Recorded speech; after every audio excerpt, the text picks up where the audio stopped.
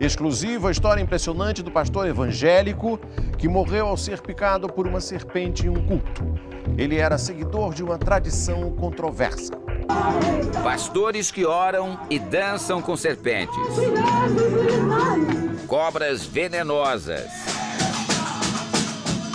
Religiosos que chegam a beber veneno. E a história de um pregador evangélico que morreu após ser picado por uma cascavel. Por que a família não fala do assunto? Onde está o fundamento desta crença? Os seguidores acreditam que é na Bíblia. E os especialistas, o que dizem? Pegar textos isolados nas Escrituras é o que eu estou chamando de uso abusivo da fé. Conheça agora os bastidores de um ritual perigoso.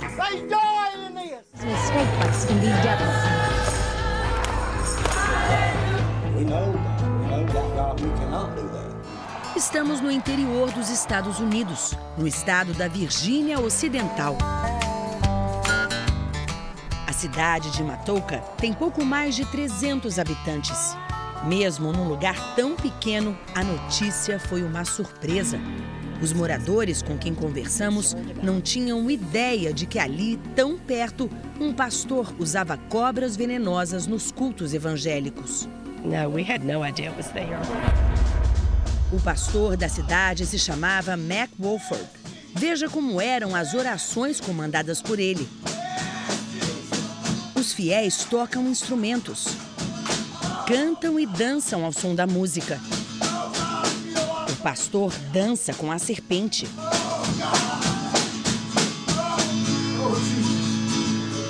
Passa o animal no rosto.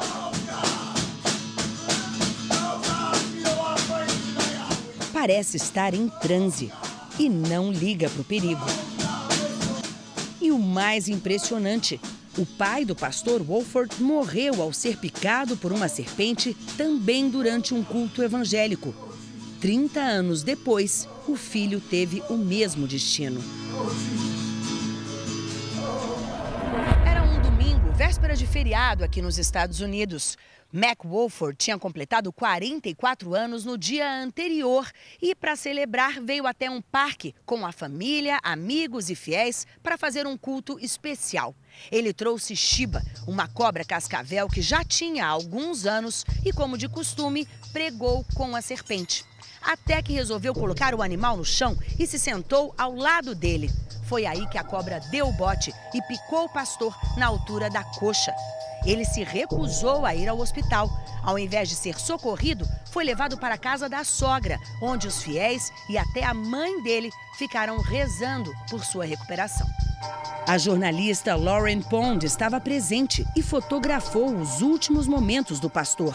As imagens estão na internet. O relato dela foi destaque em um dos jornais mais importantes do mundo, o Washington Post. Um texto em que ela conta como viu um pastor que segurava serpentes morrer pela própria fé. A primeira das fotos de Lauren mostra o pastor Wolford com uma cascavel na mão. Não está claro se ele já tinha sido mordido. A senhora que aparece atrás é a mãe do religioso. Depois da picada, o pastor passa mal.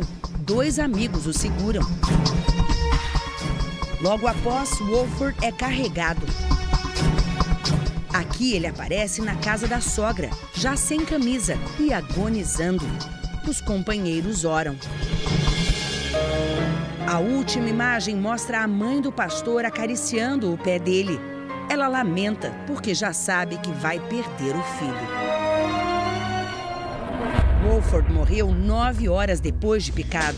E apenas no fim da agonia pediu para ser levado a um hospital. A jornalista diz também que o pastor teria tomado veneno no mesmo dia em que foi picado. Bebeu estricnina, uma substância capaz de matar por asfixia. Wolford já havia sido picado por cobras outras 3 vezes e sempre recusou atendimento médico. Por isso, ele não pediu socorro e preferiu orar para se salvar. Estamos na casa da sogra. o lugar onde o pastor agonizou. É uma região pobre, cheia de trailers. Eu bato na porta. Ela se abre. A sogra do pastor se chama Pearl. E logo diz que não quer conversa.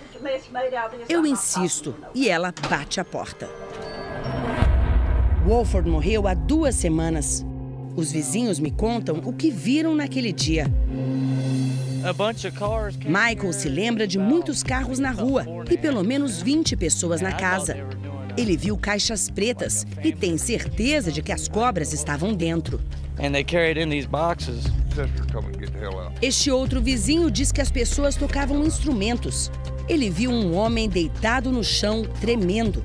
Era o pastor Wolford. O vizinho perguntou às pessoas o que estava acontecendo. Elas disseram ser um ataque cardíaco. Depois, o expulsaram de lá. O pastor só foi trazido aqui para o hospital quase 9 horas depois de ter sido picado. E aí, já era tarde demais. Nós tentamos conversar com os médicos que o atenderam, mas eles se negaram a falar, alegando a privacidade do paciente. Na funerária, onde o corpo foi preparado para o velório, a resposta é a mesma. A família pediu para o dono não gravar entrevista. Mas de onde o pastor Wolford tirava o fundamento da própria fé? A resposta está em 2 versículos da Bíblia, no Evangelho de Marcos. Estes sinais hão de acompanhar aqueles que creem. Em meu nome expelirão demônios, falarão novas línguas, pegarão em serpentes, e se alguma coisa mortífera beberem, não lhes fará mal. Se puserem as mãos sobre os enfermos, eles ficarão curados.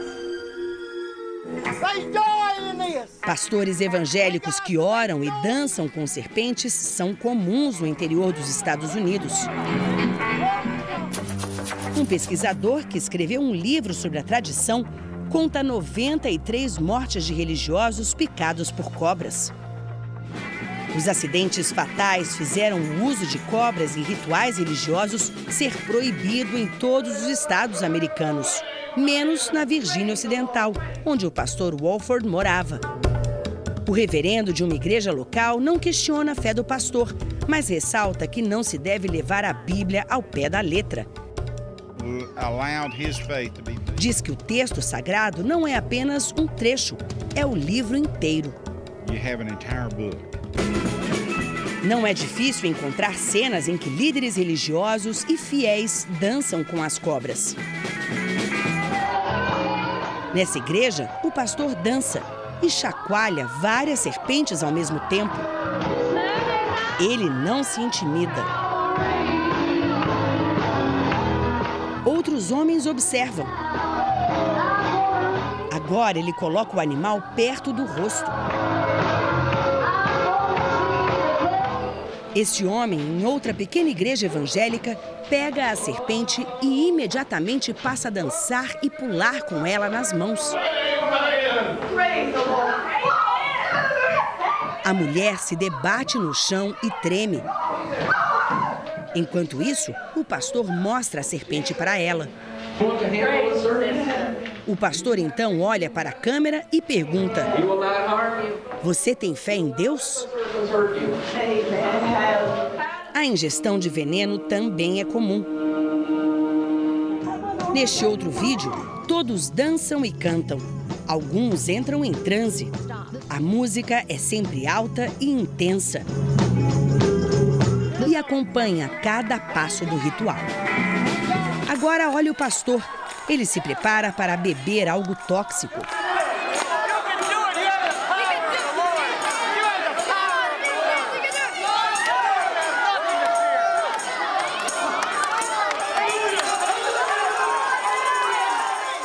Todos vibram. Ao segurar serpentes, os pastores e fiéis dessas igrejas desafiam alguns dos animais mais perigosos do mundo. Aqui em São Paulo, nós vamos entrar no laboratório de um professor de biologia, onde ele mantém várias serpentes. O professor Del Nero já nos recebe com uma serpente na mão e me faz segurar um pouco o animal. Nossa, ela é gelada. É um animal frio. Temperatura ambiente. Como hoje o clima está meio frio, ela está com a temperatura um pouco mais também fria. Esta é uma piton, uma espécie tranquila, muito dócil, que não é venenosa. E quando o assunto são as temidas cascavéis?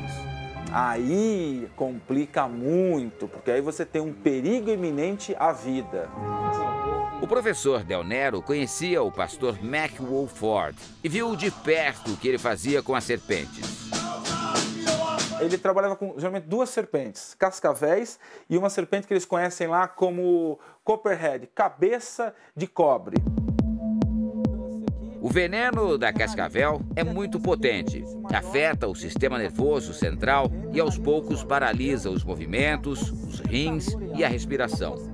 A morte de uma pessoa picada é lenta e muito dolorosa.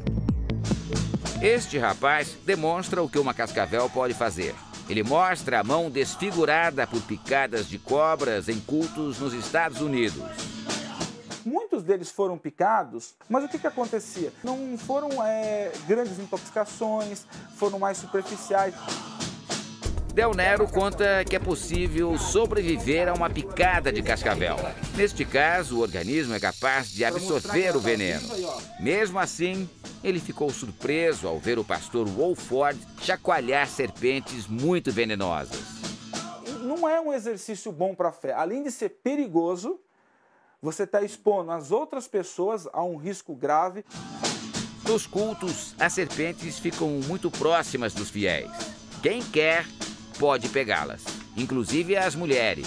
Só as crianças ficam de fora.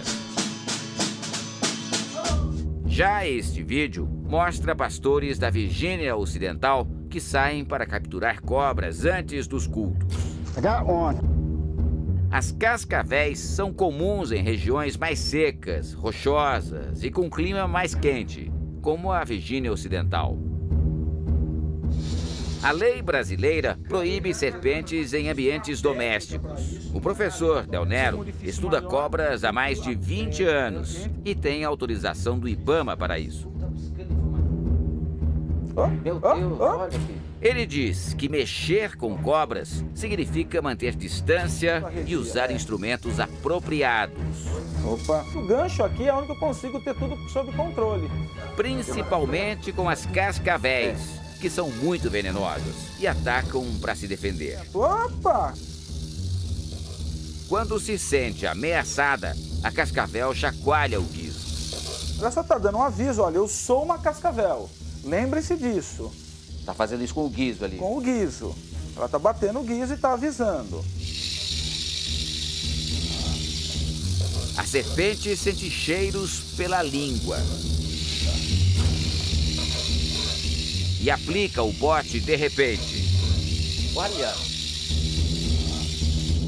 As mortes por picadas de serpentes venenosas podem ser evitadas se a vítima for socorrida em pouco tempo. Este biólogo do Instituto Butantan de São Paulo diz que o ideal é aplicar o soro cerca de 6 horas depois da picada. Nesse tempo, o soro faz efeito rapidamente. Após esse período, o veneno está agindo e pode levar a pessoa a ter complicações cada vez mais sérias. Biólogo alerta. A mão, a gente só coloca no animal quando há necessidade, e é uma necessidade estrita. Por quê? Porque a cobra venenosa, ela pica. Ela tem veneno, ela é muito ágil. Então, se eu abrir uma caixa e colocar a mão, eu vou ser picado. Apesar do risco, as cascavéis são usadas em cerimônias evangélicas desde 1708.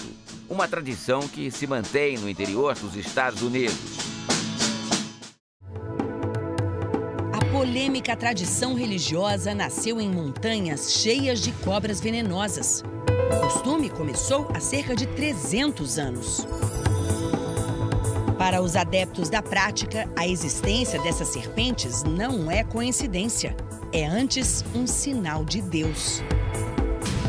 O pastor George Hensley popularizou a dança com serpentes a partir de 1910, quando segurou uma cascavel com as mãos enquanto pensava no texto da Bíblia.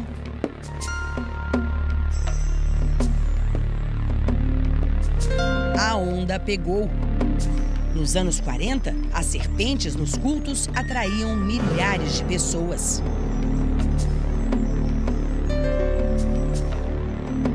Em 1955, num culto improvisado em um celeiro, o pastor George acabou picado por uma grande cascavel e morreu no dia seguinte. O pastor Dewey Chapin pertence a uma igreja que manipula cobras. Ele mesmo lida com as serpentes há 60 anos. E as mãos mostram como ele não leva esse risco muito a sério. Dewey diz que já foi picado 170 vezes. Tem as mãos atrofiadas, o dedão completamente inchado. Dewey diz que já não sente dor nessa parte do corpo. O pastor alega que nunca recebeu tratamento médico e sempre se recuperou. Muitos não tiveram a mesma sorte. Na década de 1940, houve um surto de mortes por envenenamento com cobras no estado americano do Tennessee. Para proteger a população, a dança com as serpentes foi proibida. Todos os estados americanos seguiram o exemplo. O único em que isso não aconteceu é a Virgínia Ocidental, o estado do pastor Wolford, morto 15 dias atrás.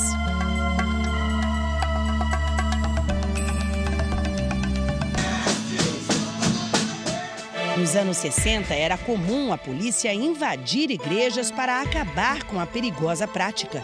Mas muitos pastores e fiéis se recusaram a parar com os cultos, desafiando as autoridades.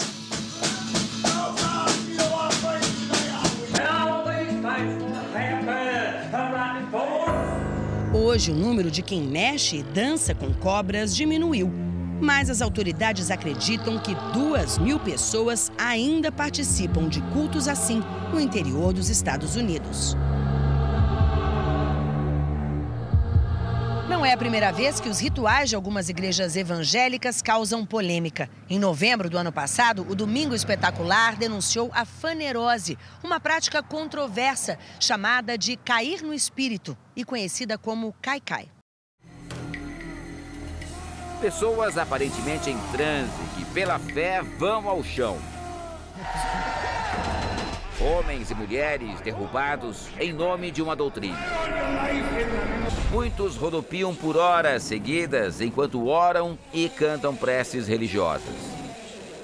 Exatamente o mesmo ritual dos pastores e fiéis que utilizam as cobras venenosas. Teólogos afirmam que não há nada na fé cristã que fundamente o cair no espírito. Que não existe nenhum texto normativo para o cai-cai. Não tem nenhum texto que me diga, olha, toda vez que vocês estiverem reunidos, e alguém orar, todo mundo vai cair. Não tem. Será que o mesmo não acontece com as pessoas que usam serpentes nos cultos? Ouça mais uma vez os versículos 17 e 18 do capítulo 16 do livro de Marcos.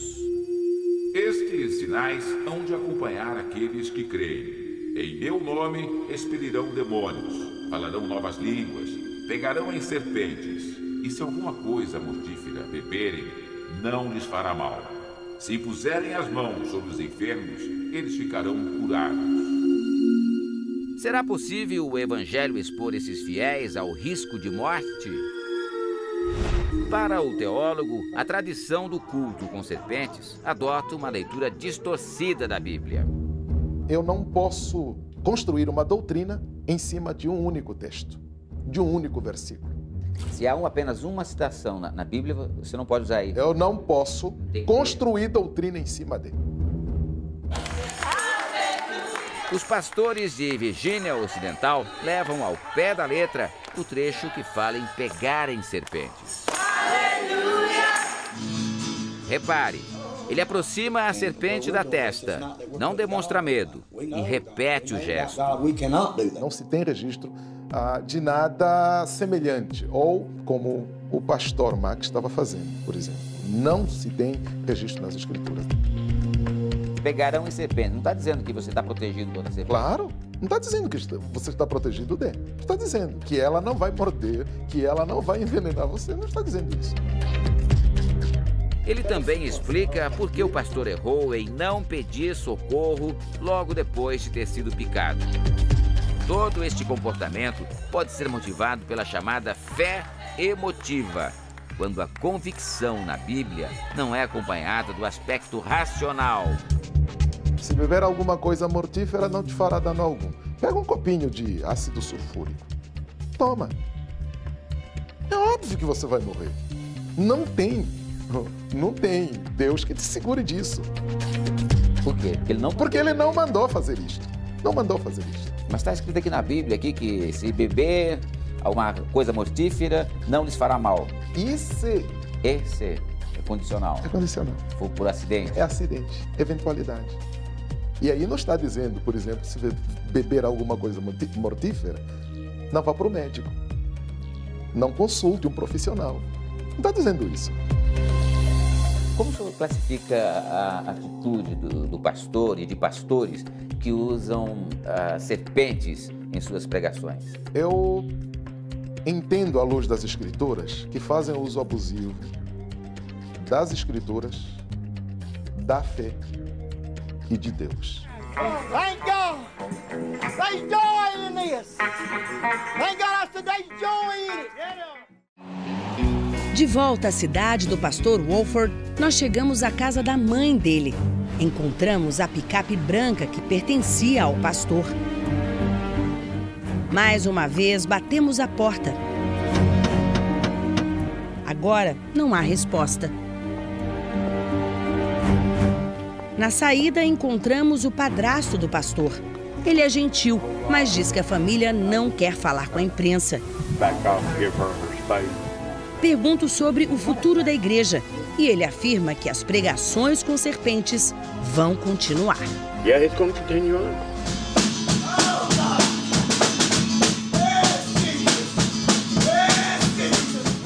A casa onde o pastor Wolford morava com a mulher e os enteados fica a poucos metros dali. Esta vizinha se diz muito brava com ele. Acha um absurdo o amigo ter morrido por se negar a procurar ajuda. Conta que o pastor era uma boa pessoa. Eles conversavam bastante, mas nunca sobre religião. E completa, ele deveria ter ido ao hospital. He could have went to the hospital.